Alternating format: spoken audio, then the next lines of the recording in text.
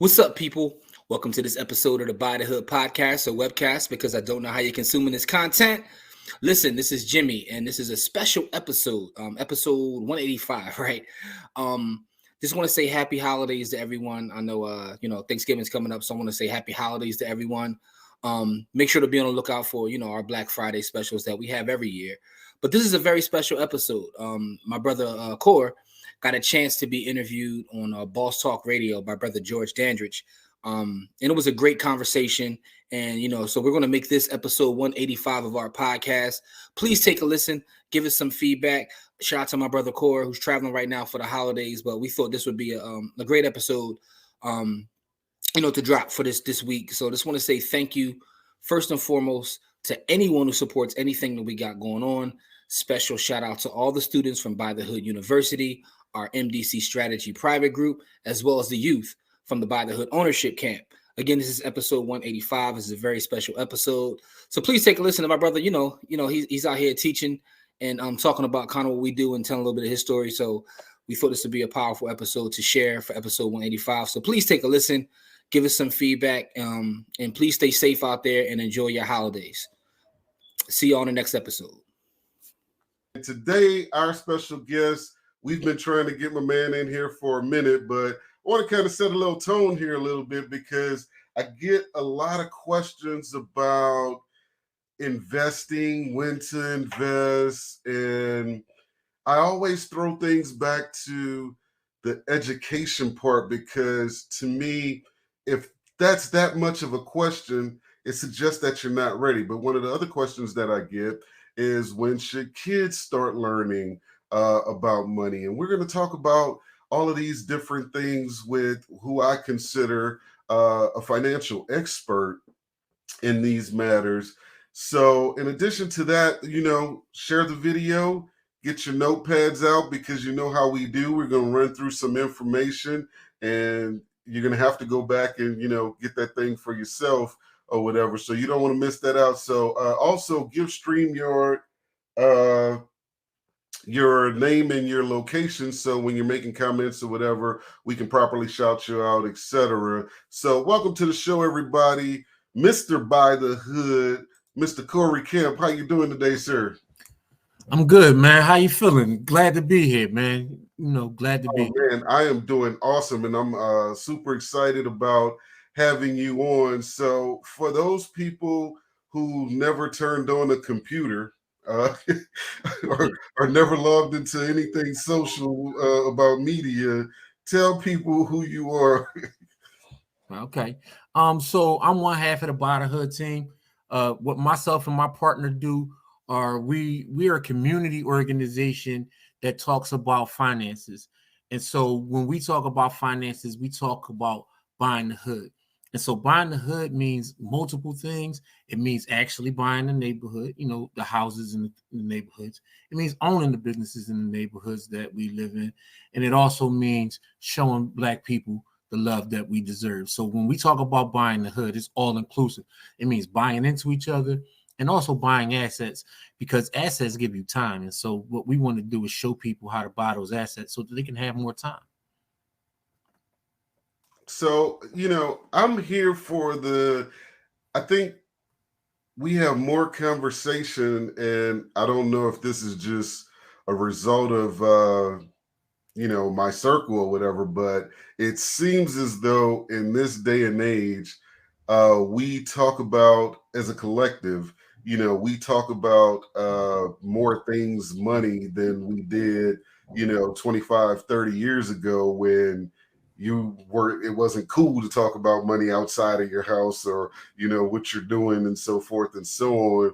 What do you think is like one of the biggest contributors to that culture shift when it comes to really just talking about money, even if there's no action behind it? The internet. I mean, we was living in silos, right? And so now we have a bigger audience of people to talk to, and now you're not living in that silo alone, right? So at this point, you and I are in two different places in two different states, and we can have this conversation about wealth Whereas before is if you were in your location and I was in my location, we would have had to make a special trip that had that conversation. Whereas right now you're in the comforts of wherever you're at, I'm in the comforts of my own space, and we can still have this conversation, right? So the ability to have these conversations was made easier by the internet and social media. Another thing, a reason why we're talking about these things is because we can see what the power of money does against us, right? When somebody has a lot of resources, we see the actionable items they can get done with those resources, whereas people like us, or people who don't have as many resources, we have to ask, we have to beg, we have to plead to get things done, whereas people with lots of resources are able to get things done at a different clip. So that those things start to spark, we started to see the disparity in the resources and how they're being distributed, and then with social media, I'm not just talking to my brother, my cousin, and the people in my neighborhood. I'm able to talk to, between all my social media, I probably got about 300,000 followers between all of my social media. So I'm able to talk to, if I want to, 300,000 people. All 300,000 of those people are not going to see my post, but even if it's only a tenth of those people, 1/10 of those people, that's still 30,000 people that still see that post. So, it's not me. We're able to talk to lots of different people and larger audiences. Man, you touched on so many things in that response. One of the things I want to circle back to, though, just right at the top, you mentioned the internet as one of the vehicles that's driving the conversation. And I get a lot of heat back when I throw this out there, but in my opinion, in today's age, despite having all the isms and imics, the systemics, the racism, all of these things, they're still in place, they're still there. But it's, in my opinion, in the information age, or we may have gone past that, they may call it something else now, but in that information age, I feel like if you are not actively acquiring and applying information that changes your situation, you should not be complaining about whatever that situation is. It's like I disagree. we shouldn't have excuses, to not transition. Like whatever you're at today, whatever situation you're dealing with, there's a resource, there's information first and foremost, not a reason, because resources aren't always accessible. So let me stand corrected on that. But the information, I'm gonna disagree a little bit, and y'all have these not with the premise, but with how the premise is positive, right? And so what I will say about that is that people don't know how to learn, right? Because you got to think about it, right? You got Google at your fingertips, right? I'm a teacher, so I understand how not knowing how to learn things will keep you from actually getting better at things, right? And then I also teach children with special needs. That was powerful.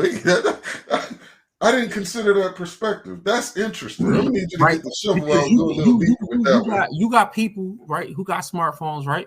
You got access to more information than any of your ancestors ever had at one time, right? Right.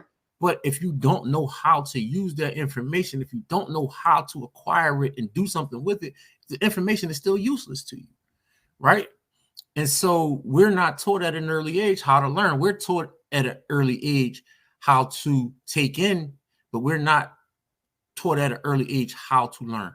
And so what I mean how to learn is how to take what you know and apply it to situations, and then use experience to move you forward, right?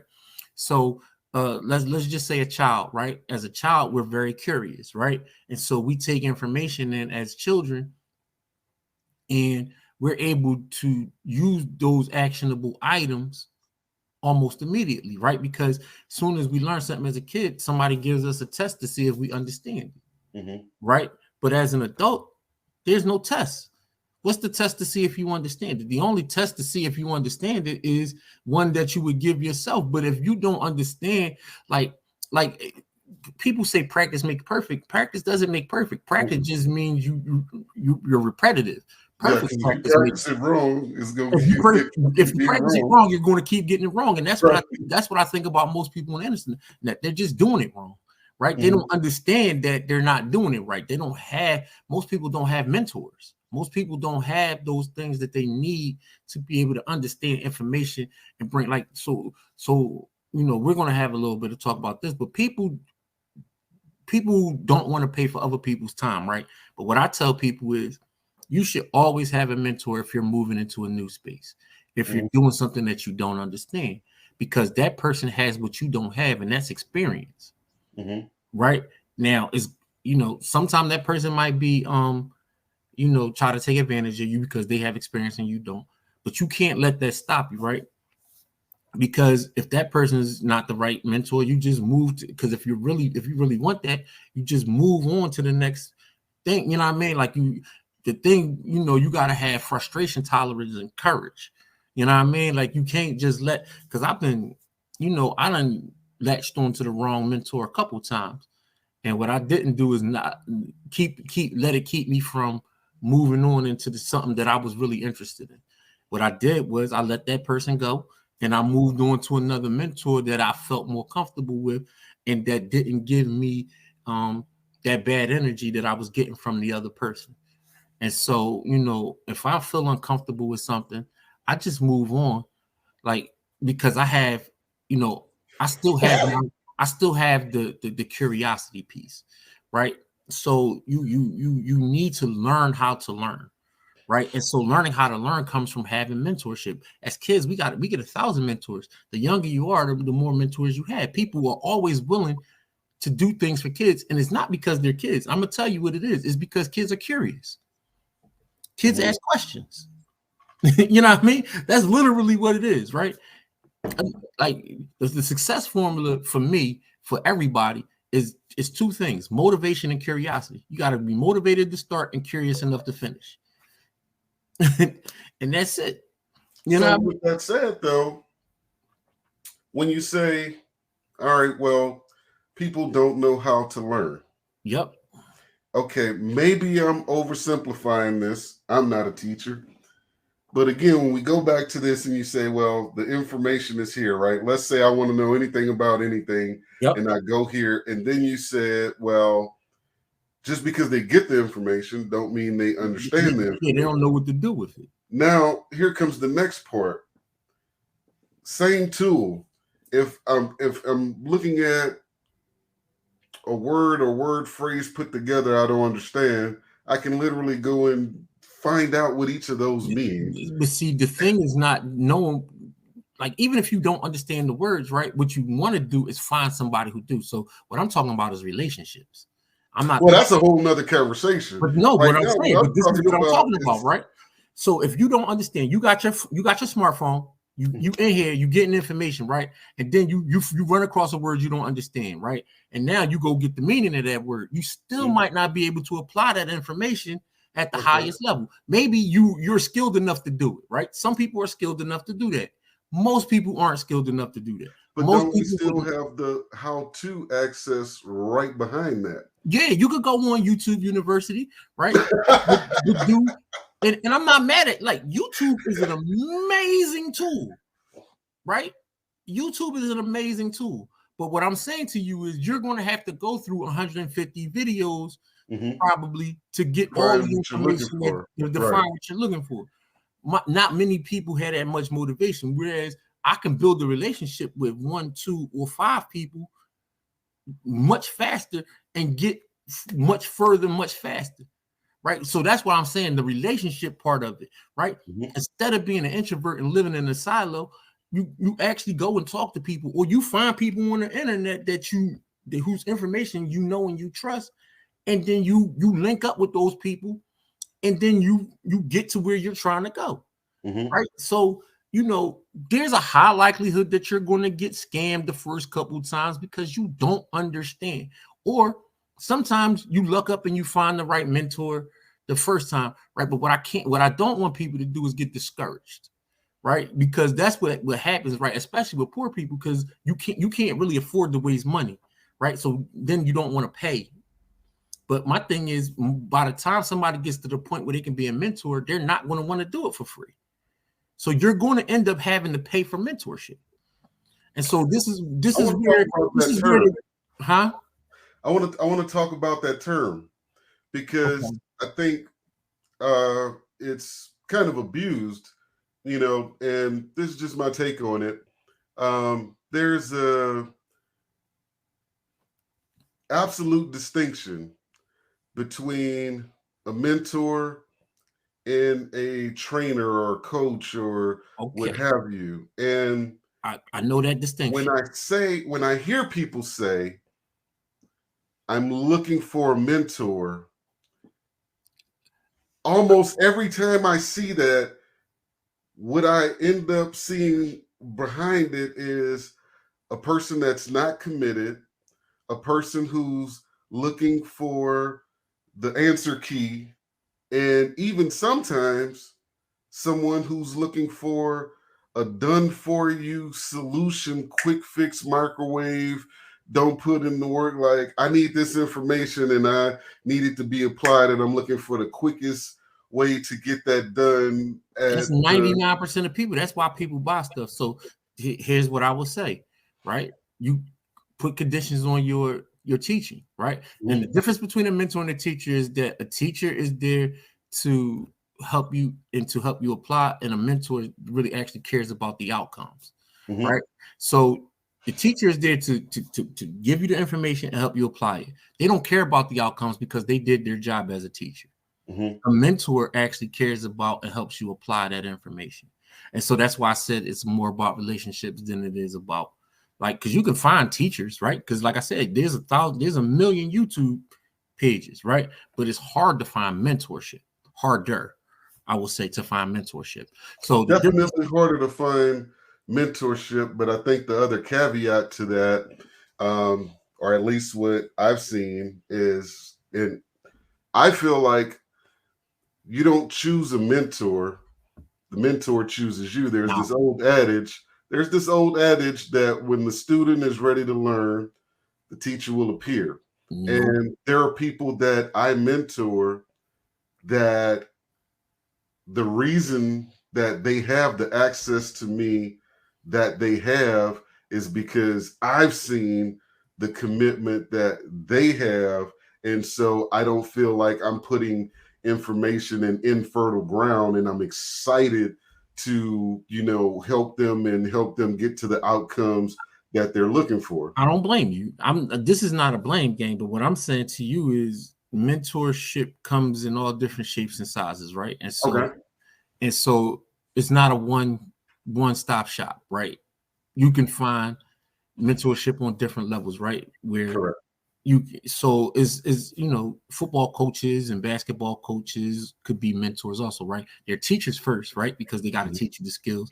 And then, they take on mentorship roles with those people who show that extra, whatever it is, or, and it goes the same thing with anybody, right? You're more likely to help people that you like, that you see are doing things. It's the same thing with teaching, right? As a teacher, when in your classes, when you were a student, your teacher helped the people who wanted to help the most, right? So that's human nature. That's not something that, that's like no aha moment. That's human nature. Mm-hmm. You know what I mean? So I'm really not saying, we're not really differing. We're just saying it in a different way, right? Because like in a mentorship, you definitely want somebody who's putting in the time, effort, and energy, right? But the thing I do with my mentorships is I make you fill out, I give you a certain set of criteria that you had to do before I even take on the mentorship. Mm. So if you don't meet those criteria, I never have to worry about you again. Mm. So, I eliminate 99% of people right up front by just having criteria. Mm. Because when you're taking on people as a mentor, you got to have criteria or people will waste your time. Mm-hmm. So I just said I never considered So that was a paradigm shift for me because I never considered mentorship. I don't see mentorship and think of a cost associated with it, and that's Most of why the I time said when the I do mentor mentorship, it's too. almost no cost associated with it. The thing is, I want to see that you're serious. Right. So the And cost that's is all why. going to come in your time and your effort for the Say again? very most part. The cost is going to come mostly in your time and your effort. Right. Okay. You know So what I we are mean? saying the same thing. Yeah, Okay. yeah. Most of the cost is going to be paid in your time and your effort to show me that if I put more time and effort into you, that you're going to reach your desired goal. Because if I do mentorship, I want you to get to where you're going. And I don't want to waste a lot of time getting you there. Right. Mm-hmm. So, but the thing is, I'm a teacher. So I don't get a chance to do a lot of mentorship. Mm-hmm. Right. Because I actually teach in inner city schools. I go into school, I reach hundreds of kids a day. Mm-hmm. Right. So what I want to be able to do, is break down the difference between, like, I don't do a lot of mentorship with those kids. I do a lot of teaching, Mm-hmm. but I don't get a chance to do a lot of mentorship. So that's why I differentiate between teaching and mentorship. Mm-hmm. Right. What I do is encourage those kids from what I taught them to find a mentor. You know what I mean? Because at this time, I don't have the time to really invest individually in those students. You know what I mean? Like I might mentor maybe 1 or 2 people a year. Mm-hmm. Maybe, because of the time commitment I'm going to put into it once I get started. You know what I mean? But I teach thousands of people a year. Mm-hmm. I teach thousands of people a year because what I do is I help them set up systems where they can help teach themselves. So that's my thing. I'll help teach you systems where you can do it, because then that frees up my time to do all of the other community work and all of the other things that I want to do. I don't have to spend as much time with you if I can set you up with a system where I can help you do it yourself. You're real big. You and your organization, you're real big in community efforts, Yep. which I know has a lot of. It has its rewards, and I'm sure it has its frustrations Yep. too. What do you believe would be key to the collective changing our relationship with money? Starting at an earlier age, just because we don't talk about money unless we talk about being poor, right? Or we don't talk about money unless we talk about being rich. We need to just talk about money, period. Right? What is it? How does it? What outcomes like? Because money is a tool, right? Mm-hmm. And so is people look at money as a goal, but money isn't a goal. Money is a tool. And so we need to talk about the tool of money. Like, what does the tool of money allow you to do? Right. And so now we know what the tool allows us to do, right? Because most poor people don't have any idea what the tool of money allows them to do, especially as a kid, right? Because you don't know you're poor Mm-hmm. when you're a kid. You don't know. I didn't know I was poor until I was in college. Yeah, Like, no, that's a very interesting point you made. you know what I Because mean? Like, I had no idea I was poor until I got to college, and I seen what actual rich people really live like and really look like. You know what I mean? Like, it was, so I had no idea I was poor until I got to college. Like, I knew that I wasn't wealthy, but I didn't know I was poor. right, You know what I mean? There's a With, difference between knowing you're not wealthy and then knowing you're poor. Like, right. I was like, oh damn. You know Yeah, what I for most mean? people, especially kids, just depending on, and I encourage and I promote, parents today that are willing to expose their kids to more, even when they don't have necessarily all the resources to do so. Yeah. That exposure changes things. Yes, Now indeed it it does. requires some mental guidance, some parental guidance, because like you said, I had no idea I was poor. And when I figured that thing out, I was like, wait a minute. This don't even feel like that's how that's supposed to go. But before I left that original neighborhood, that original community surrounded by nothing but family and what I knew and saw every day, there was no way for me to ascertain you what had was. no idea, no basis to base Right. nothing to bounce it off, right? It's like, Because I never was everybody hungry, around the you was in lights were the never same off. situation. And people don't like, I never knew that I was poor because I had everything I ever wanted. Right. Like, you never missed a meal. Yeah. I didn't, even though I grew up in an extremely poor neighborhood, I never knew I was poor because we were neighbors. Mm-hmm. We had, and the thing that I always talk about, and with me and my partner talk about, my business partner, is that human connection, that human energy, right? That human energy didn't allow me to feel that way, right? Mm-hmm. Because my neighbors loved me, right? Mm-hmm. My family loved me. So I didn't grow up abused. I know that's the story of a lot of people that come from the neighborhoods I came from, but I didn't grow up that way. Now I grew up traumatized because you see violence and you see those kind of things, but I didn't grow up abused. There's a difference between traumatized and abused. I definitely grew up traumatized because you see things as a kid in these kind of neighborhoods that you should never see. Right. But I didn't grow up abused. My parents went to work every day. My parents made sure that I ate every single day, that my clothes weren't, and ripped and tattered.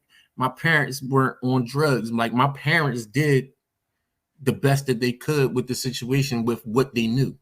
And, and so I didn't grow up, even though, like I said, go ahead. I'm sorry to interject right there, but you just said something that was like, bye y'all. And I challenge adults with this because, it's like the kid, they're sponges, and it's a beautiful thing. Childhood innocence is a beautiful thing. And I always promote, talking about finances earlier on when they have the mental capacity to absorb everything. People might want to diminish what a kid can understand, but they actually have the capacity to understand way better than an adult. But for the adults, your 30 pluses who say, well, my parents didn't teach me this, or this was not, normalized in our household, or what have you. Do we not have a responsibility to have some self-accountability at some point? Like, at some point, you have to stop saying, I'm going to say this in all seriousness. Most adults are just large children, right? Because, and listen, because they're still they're living in the past. They're not living in the present and thinking about their future. They want to go back. Because we romanticize things that shouldn't be romanticized, right? And so when I say most adults are just large children, it's because we're still romanticizing and thinking about things that happened in the past, right?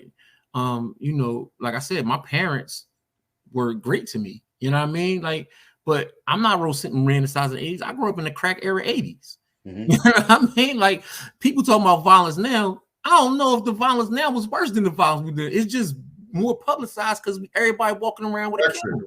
Yeah, everybody walking around with a camera in their hand, right? I grew up in the crack era 80s.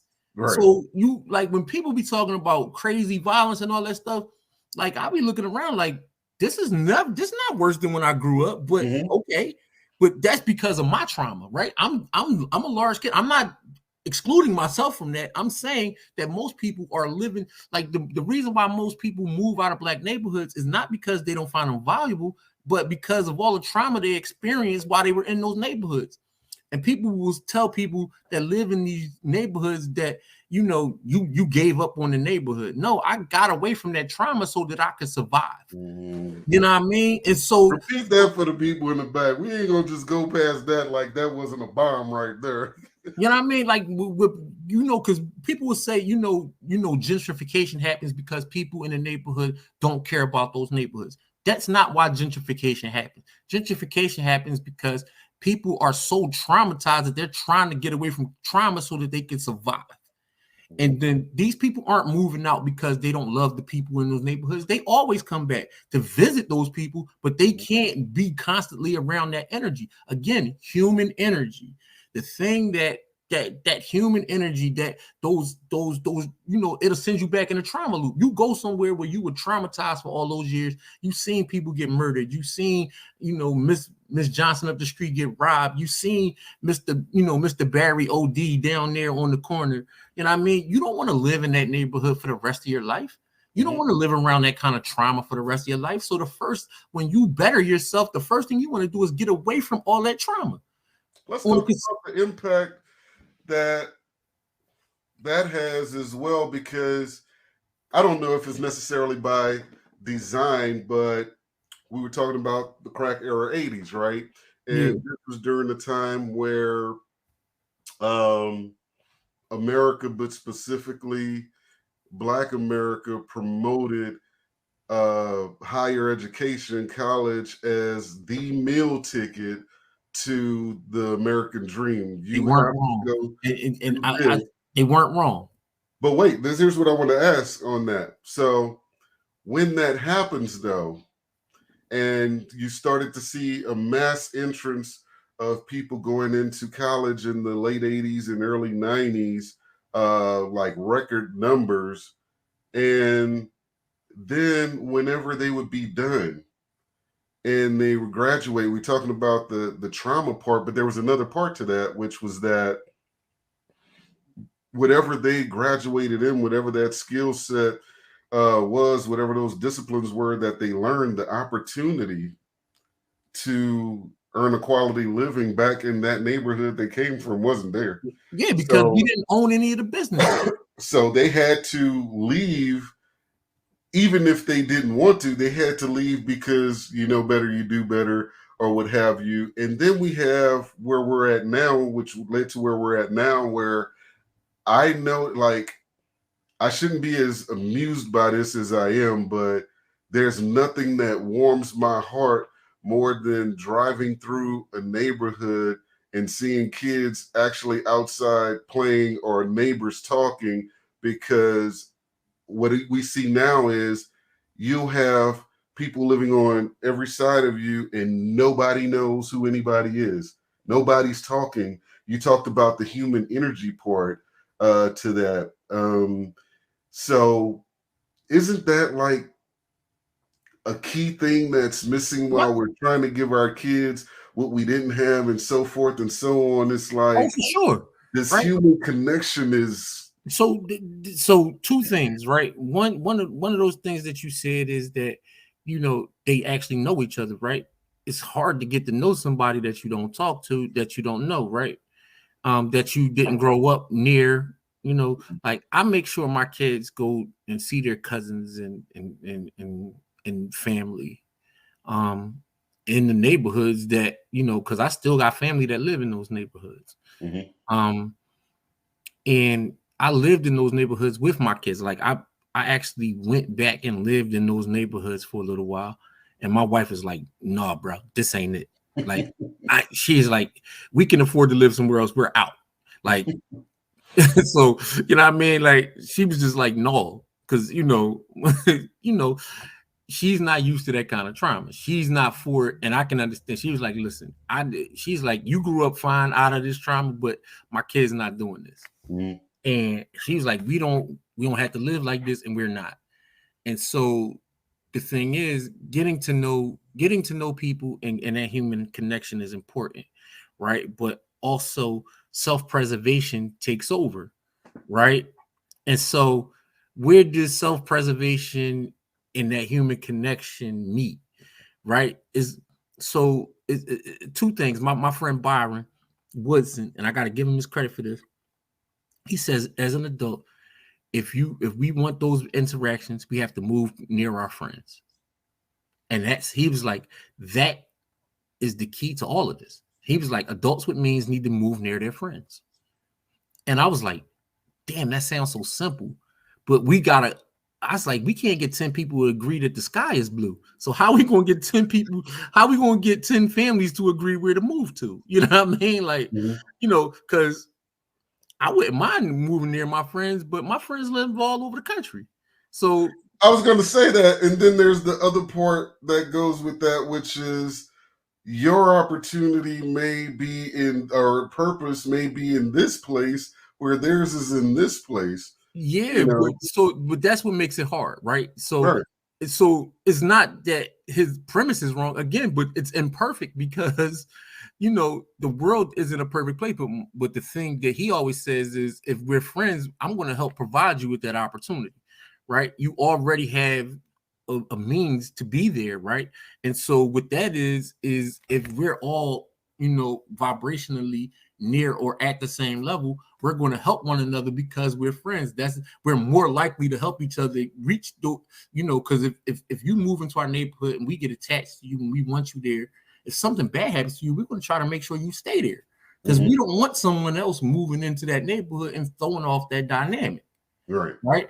And so, it was basically a concept of, when you grew up, the family that you had was your immediate family. And then the block you lived on or the neighborhood you lived in, everybody was kind of sort of like a family, right? No, actually, in my case, it was the family. But what I'm saying is, we were forced to be, though, because white people didn't want our money. They was like, we won't serve you, right? So we had to serve each other. We didn't have a choice, right? That goes into my premise that integration was the thing that broke us apart and not segregation. Well, this is a fact. That's a fact. Right? Because when we had to serve each other, we had more stuff. And then, the powers that be, the alabaster people start looking like, oh, they can thrive when they're together. We got to do something about that. So, and that's what they did, because they gave us inferior schools and we still made superior products. They gave us inferior food and they poisoned our water and they poisoned everything around us, and we still grew and we still thrive. And so they understanding that premise and seeing us thrive in those situations, they was like, whoa, buddy, let's not put them all together like that. And then let's start to actually give them access and then not give them power, right? Because what we don't have is power. We have access, but you can have all the accesses in the world if you don't have any power, because access just means you get to pay me for what I own. You don't have any power. So what we got is access, and I'm not going to poop on my ancestors for getting us access. I'm never going to do that. But what they didn't get us is any power. They got us access. But if they got us the access, isn't it incumbent upon us to get the power? That next level? We didn't do our job. They did their job. Their generation did their job because we didn't have access to everything. They got us access. It's our job. It's incumbent on our generation to get power. But the thing is, power doesn't seed without power. Power does not seed to anything but power. And so the thing that we would have to do is be willing to die for that. Ain't nobody willing to die for that, because we don't love each other enough to die for one another. You say willing to die. Yes, we have to be willing. The thing is, most of us are not even willing to get a little uncomfortable, let alone die. So what I would say about this is that in any takeover, there's blood to be shed. And sometimes that bloodshed and sacrifice has to come from a few so that the many can have. We don't have those few that's willing to do that blood sacrifice, right? Because I've seen what happens to our greats in there. You know what I mean? Malcolm X family. History does what it does. If you're not tuned in, it's like, even when information is kind of whitewashed or hidden or what have you, at the end of that, there's still principles in history that you take from, like you just touched on, well, power doesn't have an exchange without bloodshed. I said this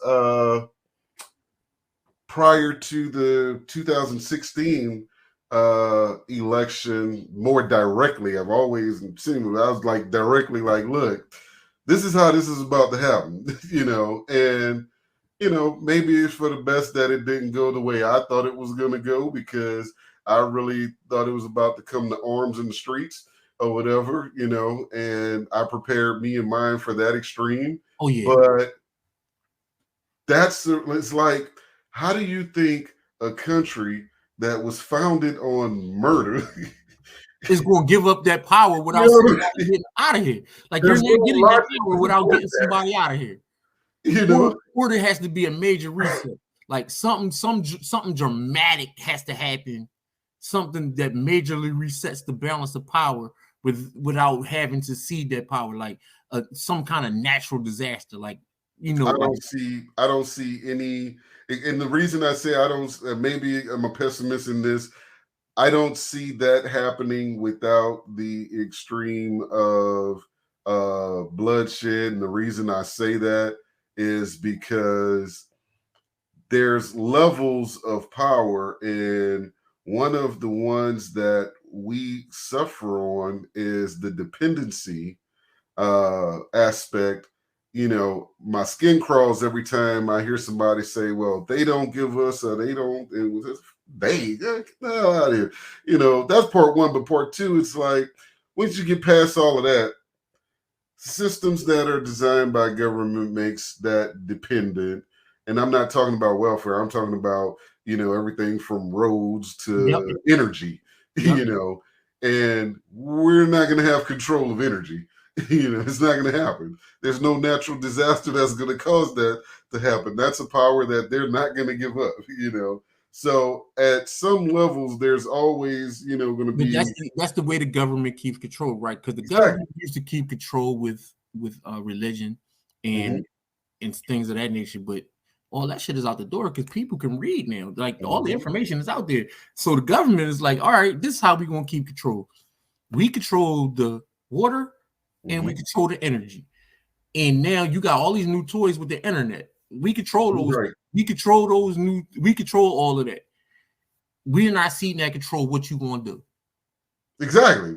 So the thing about that is there are things we can do because we can take the money out of that system. We can take the money out of those systems.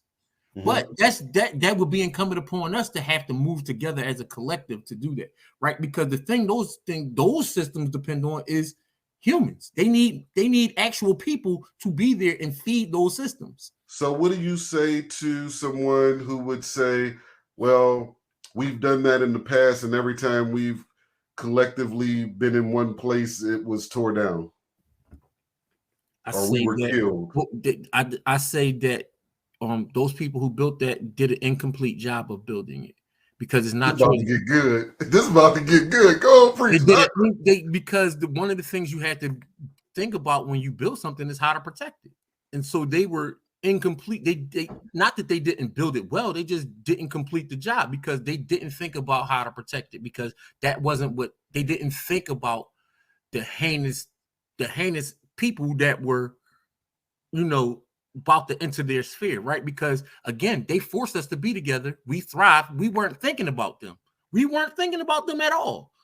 And because, the thing that's stronger than hate is apathy. We didn't need them. Apathy hurts way more than hate because now I don't have to think about you at all. Right? And so you run that one back. We go teach that one. Apathy hurts way more than hate because when I hate you, I have to give you energy to hate you. Wow. Right? Apathy hurts way more than hate.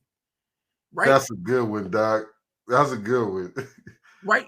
And we weren't thinking about them. And because we weren't giving them energy and we were thriving, that hurt way more than when we hated them. That hurt way more. We didn't need them. Not needing them hurts way more than hating them. I strive for apathy. I don't strive for hate. I don't hate anyone. Hate takes energy. Hate? Why would I hate you? That means I would have to think about you. No, I don't want to think about you. I want to get to the point where I don't have to think about you. I control everything in my sphere. I don't have to think about what you do. I don't care. Right? So apathy hurts way more than hate. And the thing that got those things destroyed wasn't that they hated those people, is because they got to the point of apathy. They didn't need the government. They didn't need outside forces. One of the things that the People's Party, the Black Panthers People Party was trying to do was give Black people apathy. We were walking around with guns in the street because we wanted apathy. We wanted to be left alone. The thing about it is they don't want to leave us alone because their system depends upon us being at the bottom. When we can do for ourselves, that will crumble the system. That would actually crumble the system. The system needs dependency. And if there's no dependency in the system will crumble. And so what I want our people to strive for is apathy. Because I don't think there's nothing else to be said on that. You just close it down. That's the show, folks. We're gonna see that. No, but before we check out of here, man, because that was a powerful point I think to be made. And before we get out of here, I want to revisit that part we were talking about with the kids and the learning and the efforts that you guys are doing, because I'm always asked, well, when is the time to start teaching kids about money? Or sometimes for, people are more means, they'll ask me, well, when should we start teaching kids about investing? My answer to the money question, when you start talking about money, is pretty much when the kid can count. When you can count to 10, we can have you the need money to talk about conversation. it before they can count. You need to talk about it as soon as they can talk. Okay. Right? My kids, the thing about money is you have to understand its purpose. It's a tool. And so if we're going to talk about hammers and we're going to, if my kid knows what a hammer is, my kid is going to know what a dollar is, because both of them are tools. Right. So as soon as my kid can talk, we start to talk about money. Right. So how do you as a collective, how do we normalize, because one of the things that was like a generation thing, we talked about this right before we got on, was there was a time where it was taboo, to have money discussions, even in the house, let alone outside of the house. So how do we normalize that being the topics now? Because one of the things I learned a long time ago was that conversations were different at those dinner tables or whatever. Money conversations was a norm, and at our tables it wasn't. It starts with education, right? So if a parent knows, because we normalize it by teaching the parents that it's normal to talk about money, right? And so the same way 15 years ago, you could say, faggot and lesbian and all this other crazy stuff. You can't say that no more, right? So the thing is, if we moving along in society and we can, and we're growing and doing all of these other things, then we need to grow in that way too, right? We need to shift the whole dynamic. We shifted the dynamic, where it's unacceptable to say and do certain things to certain people, because we understand that it's hurtful and hateful to do those things, right? And so it's hurtful and hateful to us to not talk about money, because the thing that's a lot of these problems that we think are social problems are actually economic problems, because we don't have access to money, right? Because you can see the things that people do with money once they have it. You know what I mean? Like, they put their families in better positions. If I got a neighborhood full of people that make $150,000, my neighborhood is going to look nicer than a neighborhood full of people who own $25,000 houses. Not because the people are that much different, but because in that neighborhood with $150,000 houses, most of those people probably own those houses. They care more about those houses. Whereas in the neighborhood with the $25,000 salaries, they're probably renters. And people that, when you don't own something that was not yours, you're going to treat it different than when it's yours. Right. That's so it's more of an economic problem than it is a social problem, right? We have to and for it to not be an economic problem, we have to address the economic portion of it. People think it's all social, and some of it is social, right? Because there's social constructs built into our government, into the way things are done, that we didn't have any control of, and we still don't have control over. But the parts that we do have control over, we need to take control over. And information is something, like you said, that's at our fingertips. Information is at our fingertips. And so we got control of that, right? And then information and relationships, right?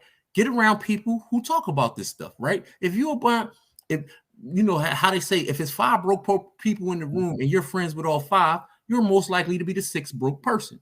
But if you go to the same point, when you're talking about the economic structure and the $25,000, neighborhoods, isn't that kind of a environmental circumstance at that point? It is an environmental circumstance, but what I'm saying to you is that if you start this, like if we start to go into those neighborhoods, which is what I do, right? Because me and my partner, we used to just go to literal libraries and invite people, like literally go around the city to libraries in the city and say, come out and we're going to talk about money. Literally what money is and what we need to do with that money so that we can be in better positions, right? And we're not going to talk about bettering everybody. We're going to talk about starting with our own household, right? Because if I raise the bar in my household and you raise the bar in your household and we live in the same neighborhood, automatically the neighborhood just came up because those two households raised up the standard. You see what I'm saying? And so it doesn't necessarily have to go, like I go in the trench. I go into the trenches because the thing is I know how to look at the numbers, right? I know how to go, like if you look at a map of your city, you can look at a demographic map and see the average wages for that part of your city. You literally can, again, the internet is a great place if you know where to look for information, right? So I know where all the poor people live at because I can see it on a map. I go right to where the poor people at, and I start to tell them to talk about money, right? The way bosses used to keep people and pay people different salaries because they wouldn't allow you to talk about what other people was making. Right. So I start to tell people, the one question I start to ask people, I said, what does a millionaire look like? Right? That's the first question I ask adult people. What does a millionaire look like? I said, do I look like a millionaire? Do you know what a millionaire looks like? And then I said this, right? I said, you got your grandmother, right? She worked for 60 years and she gets a pension of about, let's say, 10K a month because she did some odds and ends and she gets a pension and some other things she got coming in. She makes about 10 grand a month, right? My mom recently retired. So I'll use my mom as an example. She recently retired. Everything coming in per month around $7,500 a month, right? Not bad, not great. A livable wage, right? She owns her house and she owns 2 other houses. I said, is my mother a millionaire? And I said, yeah. Because her net worth is going to be, minus her debt. She's probably a millionaire because she owns her house and 2 other houses. She has income coming in from those things, and she got income coming in from multiple different places. My mom doesn't. My mom doesn't project as a millionaire, but you see what I'm saying. But the thing is, most of the millionaires are people that you got people in your neighborhood that can project out to be millionaires. And I tell people you got to read that book, The Millionaire Next Door. But you touched on something, and I don't want to stretch out too long, but I think it's imperative that you go back and talk about this for just for a second. You opened the show talking about assets, and then you just touched on net worth. Can you give a summary on what net worth is, how people should go about accumulating it, and that value between net worth and assets in that perspective versus this common thing we do as a collective where we try to look rich or whatever? So assets are the thing that give you time, right? Because assets work for you when you don't, right? So assets are things that you can buy that will pay you and not have to be there to do that. So most people, the asset most people look at is real estate, right? Real estate is a thing that generally appreciates over value, but I would disagree that real estate appreciates over time. But I'm going to save that because that's a larger economical thing that I don't really want to go into. I think real estate only appreciates because the value of dollars goes down, and it's not actually appreciating in value. It's your dollars are depreciating, and the real estate's worth exactly the same thing. But anyway. Not to mention the part about the whole equity thing when you're talking about what you actually paid for the house when you finance it versus movie.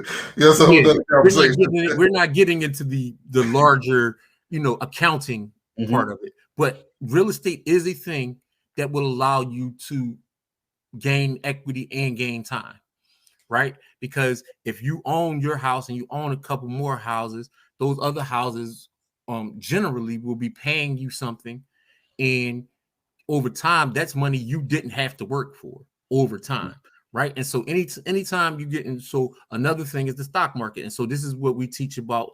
We teach the babies 5 years old. We teach them what money is. We teach them about equity, why you got to beat inflation, right? And we teach them what real inflation is. And real inflation is the value of dollars going down, right? We teach them about the stock market, right? Because most people don't know how to run billion-dollar businesses, but the people in the stock market do. And a lot of these businesses been around for 50, 75, 100 years. So if they've been around that long, what's the likelihood is that they'll continue to be around for another 50, 75, 100 years. So let's find companies that have been through multiple cycles and then buy those companies, right? Like, let's just keep it simple. It seems simple enough. Let's keep it very simple. You know what I mean? And then we talk about cryptocurrency, right? Because we're moving to a digital dollar. What most people don't know that is that 97% of dollars are already digital, right? We have money out here, but most dollars is already digital, right? Most of the time we're swiping and we're hitting, we're cash apping, and it's just a bunch of ones and zeros anyway. We're moving to a digital dollar. That's happening. And that's going to happen within the next 10 years. The Federal Reserve is already testing digital dollars around the world. Right. So that's happening right now. Most governments are and have been for a while. And I always tell people, don't overthink. I think people overthink the whole cryptocurrency thing. I think that's when you put crypto in front of it, it just boggles people's mind. And I'm like, we, like you say, well, 10 years. I'm like, we're already there. We've been there. The average person, I mean, like, I don't know. Listen, you got to think. In 2008, people still weren't using ATMs. 15 years ago, ATMs was still kind of new. ATMs been out since the 1980s, but people really ain't really start using ATMs till about, like the mid 2000s. It took 20 years for ATMs to catch on heavy. You know what I mean? Like, so you got to look at, the circumstances. Cryptocurrency is only 13 years old, 14 years old. So you gotta look at the circumstances. Like, it's going to pop. Like, people think cryptocurrency popped already. No. It's like the internet, right? The internet was around for years before it popped, right?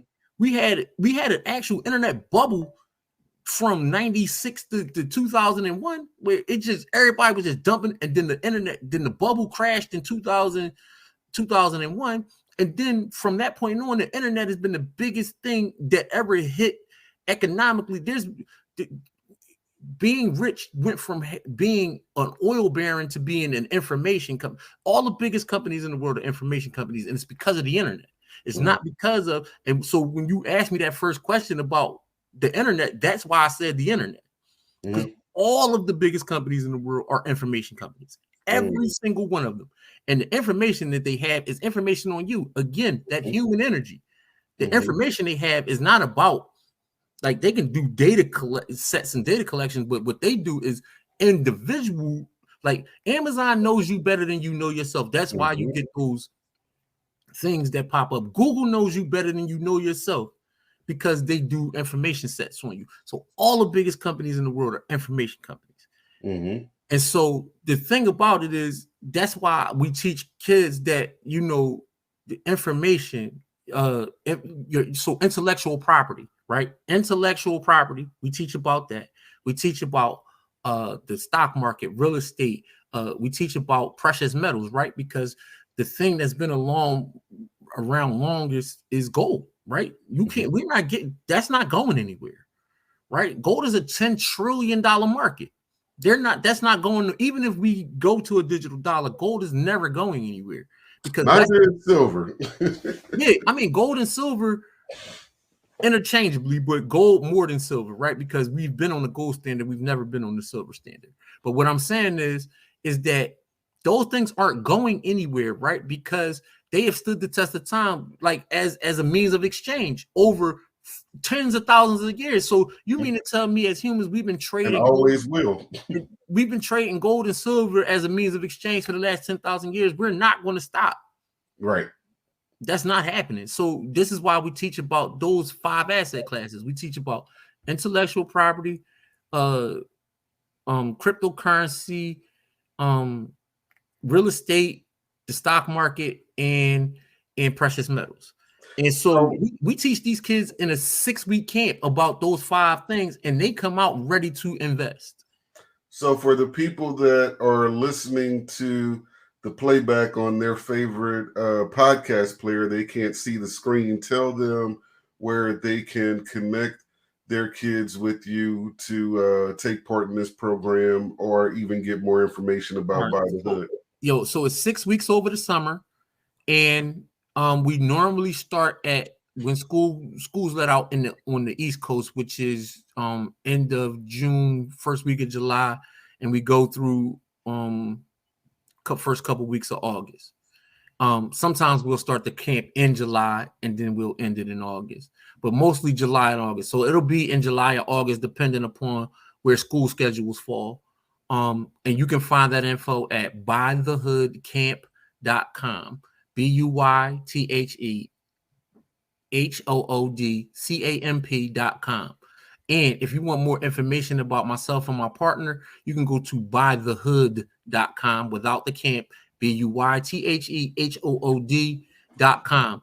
Now, when you go to bythehood.com, there's a free webinar on there about those 4 asset classes for adults. It's a 3-hour webinar for absolutely free that will give you information.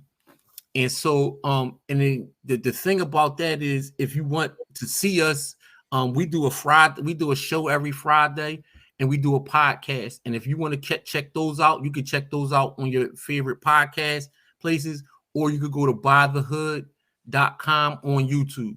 By the Hood on YouTube. And for the adults that are really wanting to take things to the next level and really learn how to improve their relationship with money and acquire assets, where can they work with you at? So myself and my partners, we've built a paid subscription service. It's called mdcstrategy.com. The reason it's a paid service is because it's multiple people giving time and effort and energy to make sure that people who want to get more money can get more money. There are people in there who trade for a living, and we have Forex traders, we have crypto traders, we have stock options traders and futures traders in there. We have a system where we show you how to invest for your long-term portfolio that will beat the market. None of this is investment advice, though, because you got to do your own due diligence and do those kind of things, because what we do is just share what we do. That's why it's called the MDC strategy, right? It's called the $1 million challenge strategy, right? And what we want to do is challenge you to make $1 million with our strategies, right? Because all we're doing is posting what we do. Right. So when you see a trade get posted in there, you'll see what I actually traded. Right. So, I don't just do this on the internet. Right. If you look on my page, you might see 1 or 2 of the trades that I do. But any trade you see me post, I took. Right. Mm-hmm. Because if I'm going to show you, I need to be able to show you. Right. Mm-hmm. And so, but what you have with the $1 million strategy is that it's like 10 of us in there. Right. It's like 10 of us in there actually posting what we're trading. And so it's up to you to do your due diligence to see, if you want to take those trades with us or not. So it's more than that, though, right? It's 300 classes, right? Because what we do is all the classes that we've done. We have classes on oh man, we got mystery shopping classes back there, right? So we had a woman who does mystery shopping for a living. She came in and she did a that lives evergreen in our back office. We have a training on how to sell on Amazon and all of that kind of stuff. So even if you never want to take a trade, there's ways we show you how to go get money any way you want to go get it, right? Because the internet a big place. But my thing is, when you come there, all that information is harnessed for you with people who actually do the strategy, and all you got to do is type into come into our chat. We have a Discord and a Facebook group, and a Discord, a Facebook group, and what you call it, the Facebook. We have a messenger group. So tap into one of those or all three of those things, and go get your money. You know what I mean? Like, nothing is 100%, and we're not guaranteeing any returns. But if you do the work and you follow our strategy and follow what we're doing, you're more than likely you're going to come out better than where you are, just because you learn something. Even if you don't get the results right away, just by learning, because you can learn what you did wrong just as well as you can learn how to do right. So what we teach is the strategies, right? We base everything on the first way to make money is not to lose money. That's our first strategy that we teach. The first way to make money is not to lose it. And so we always come from a perspective of risk management, right? Mm-hmm. Risk management is the first thing that we talk about, and we continually talk about risk management. It's because most people are using money that they can't afford to spend to try to do these strategies. And this is why inside our MDC strategies, we have other strategies to help you make money, so that the money that that you're supposed to be using for bills and things of that nature, you're not using that money to actually, do higher risk strategies like trading. So we want to show you how to go in and, you can make a couple $1,000s a month. Because right now, up until the new year, MDC strategies is $99 a month. At the new year, it's going to be $250 a month. Because again, are the people that are already that sign up at $99, are they grandfathered in? Forever? That's your price forever, unless you leave, and then when you come back, it's going to be $250. But you grandfathered in forever at $99 a month. If you think about it, it's 10 of us back there doing all of this for $99 a month. Think about that. So this ain't a money grab, because we ain't making $1 million off of this. This is not a money grab. For 90, we only put a price on it so people don't waste our time, because we were doing this for free. And I'm gonna give you guys another perspective to look at that if you're tuning in, because I know how some of y'all look at when you see $99 a month. I know this because of how you respond when I talk about life insurance. So we'll approach this different. We'll say $25 a week. And the reason I like to use that number, because it forces you to look at yourself in the mirror and stop making excuses. Because I don't know an adult nowhere on planet Earth, regardless of their socioeconomic standing, I don't know an adult that doesn't spend $25 a week. I don't want to use spend, because that sounds, really like not like everybody wastes at least $25. No, I do. We all have something that we enjoy, that we're spending that much on just frivolously. So we you can spend that to grab some information that's going to give you $50 a week, that never mind. Listen, I'm not, again, because I didn't come here to sell my program. I came here to help educate and to help do things. But if you want to join us, come join us. We are at mdcstrategy.com. We're always there. That's where I spend most of my time when I'm not out in the community. I'm with these people because they're paying me to be there, and they thought enough of themselves, and they thought enough of us to trust us with helping them be educated. So that's where I'm gonna spend my time. I'm not like, you'll see me on the internet occasionally, but really, if I'm on the internet, 99% of the time is with the people who are in MDC strategy. Is because they're telling me by their actions that's where they want me to be.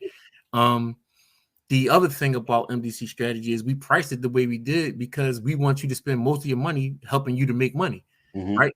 Because we could charge whatever we want because it's our time. But we thought about the price when we were making the price so that you can spend the vast majority of the money that you do have trying to make money. You know what I mean? Like, Right. instead of giving it to us, you can use that money to help yourself make money. So that when we thought about the price, we weren't thinking, because we're active, we're making money. We're not dependent on this to live and to, you know how some people, they make their money selling courses or doing that. We priced it so that that's not what we're doing. We priced it so that you can spend the vast majority of your money making money. That's the reason why the price isn't low because it's not valuable. The price is low is because we want you to spend your money making money. Again, community minded. You know what I mean? Like, no, we're not doing it for free. Yes, we have overhead, and no, like, that's what you want is slavery. If you want it for free, what you want is a slave. We're not slaves. We're professionals, people who do these things for a living, who come together to make sure that we better our community. And so if you want to be part of that, come get some. And if not, I hope you get everything that you want out of life. I'm not wishing you bad for not wanting to do it with me. Go get it. Just go get it. I don't care where you get it. Just go get it, because I want you successful, so that when we go to do something, because my squad, we're going to go do things, and we're going to invite other people to do things with us. So I want you to go get it, so when we invite you, you don't have to think about it. You know what I mean? Like, because we're going to go get it. You know what I mean? Like, we do things together already, but we're going to go get it. So if you want to come get it with us, come on. And if not, go get it yourself, so that when we say, yo, we doing XYZ over here, you can come get it with us. So that's all. You know what I mean? Like, I'm not a hater, I'm a congratulator. Go get it wherever you can get it. If we not the right place for you, go get it where it is the right place. You know what I mean? Again, human energy. Go where the human energy is right. You know what I mean? Go get it. You know what I mean? We gonna love you either way, but we want you to, like, because we care about the standard. We care about the economic standard. We care about the moral standard. We care about the fabric of our community. And so we try to show that love back in all possible ways. So again, if you don't want to do that, just come watch us on YouTube. Come watch By the Hood on YouTube. Watch us come, talk about, come right here, right? Boss talk, right? Because George, you know what I mean? He's out here doing the same thing we doing.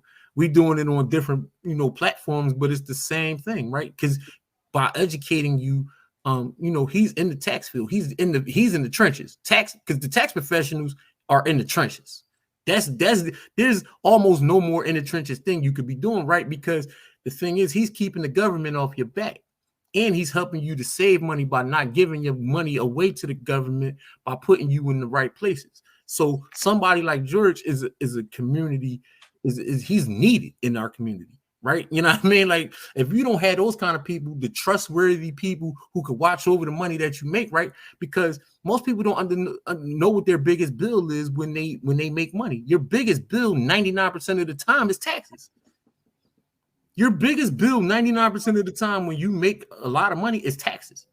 And so you make a little money, a lot of money. I'm just saying, how much money? That's the biggest bill. Your biggest bill, generally, your two biggest bills will be your mortgage or your rent and your taxes. So for most people, it's their mortgage, because for poor people is more likely their mortgage. For people that make more money, is more likely their taxes. But either way, you still need an accountant to help you through that. You know what I mean? To navigate that, right? Because if you're poor, you want to get more of your money back that you gave the government to hold. And if you're richer, you want to keep yourself from giving away that money. You don't want to evade taxes. You just don't want to give it away in taxes because you don't know, right? So, get with a tax professional, get with George. If you want to learn how to make more money, get with us. We have tax professionals, but we don't have that in our, we don't teach that because we don't have an expert at that. So if George, if you want to join us, you could be our resident expert on, on the panel, you know what I mean? But, we always looking for experts to help teach our folks about, multiple things. Say less. I'm always available for community causes. And I know that right in your community, though, as far as like being able to be like at the camps and stuff. My brother Kamari Ellis is Oh yeah, right Kamari helped teach part of the camp. Yeah, I know he's right there in the area, and I know he's involved in the community. Oh, for sure. Kamari was on like one of our first shows a few years back when we first started the podcast. Kamari is my right hand man. You know, I've known Kamari for years. We started off arguing about crypto, how I met Kamari, because he said crypto was a bad idea. I was like, crypto is where it's going, bro. You can think it's a bad idea. Yeah, that's my guy. But the way we met is because he was telling people crypto was a bad idea. I was like, no, bro, that's not it. Crypto is not a bad idea. Not learning about crypto is a bad idea. You know what I mean? Well, like, I think if you revisit it now, he's probably changed the tone. No, he was saying what he'll tell you is he's saying that not learning about crypto is a bad idea. What he was saying is crypto education is needed before people just dump their money. Oh yeah. But so I'm not going to agree with that, because I've seen. I've seen people lose a lot of money in crypto playing around and not knowing what they're doing. Well, I've seen worse than that. I've seen people like literally have thousands of transactions for a net negative 13 cents. It's like you wasted your time, your energy, your money. You know, like, come on, like, stop that. But we've been talking to Mr. Corey Camp. We're going to have him back because we're over our time, but it's been a great show. Thank you, brother, for coming on. I appreciate you. Seeing your continued work. You're going to probably find that your face will pop up when we're highlighting community leaders and whatnot, because when we're talking about finances, you know, hey, yeah, we have plenty of football coaches and everything, and no knock to them, but where I always think the biggest void in our community is financial education, and we salute you and your team and your partners for having the wherewithal and the desire to want to pour that part back, because nobody gave that to you for free. Nope, not at all. I pay for everything I got. Yes, sir. This has been Boss Talk Radio. We'll see you guys on